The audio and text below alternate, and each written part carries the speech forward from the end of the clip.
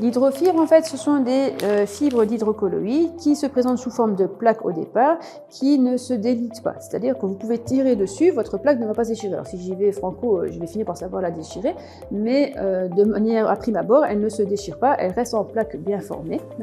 L'absorption va se faire de manière verticale et il peut absorber jusque 30 fois son poids. C'est celui avec la ginate qui va absorber le plus, en fait. Donc le patient qui a une plaie très très exsudative, c'est typiquement sur ce type de plaie, vous pouvez mettre un hydrofibre dessus. En contact avec l'humidité, je vais vous le montrer. En fait, vous prenez un morceau d'hydrofibre. Donc vous pouvez le couper à la taille dont vous avez besoin, idéalement avec des ciseaux stériles.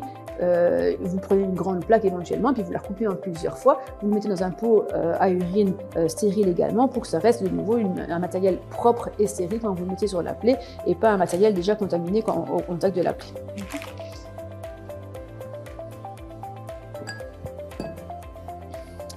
Donc j'ai une plaie qui sointe.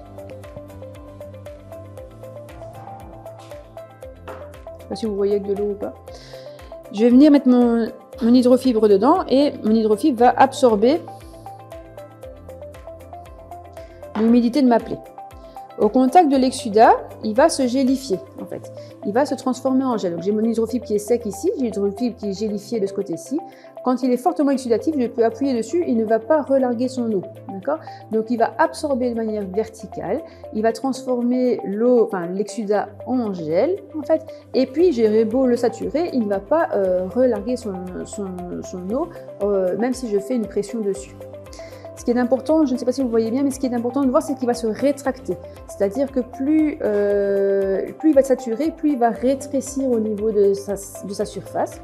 S'il y a des bactéries dans la plaie, il va piéger les bactéries au contact aussi. C'est-à-dire que les bactéries vont venir se coincer dans mes fibres.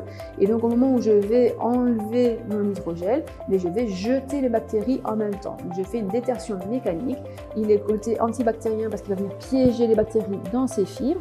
Et il va faire une action fibrinolytique de la même manière. Pourquoi? Parce que ma fibrine va venir se piéger dans les fibres de mon hydrofibre. Au moment où je vais le retirer, je vais faire une détertion mécanique et donc je vais jeter mes bactéries et ma fibrine à l'extérieur.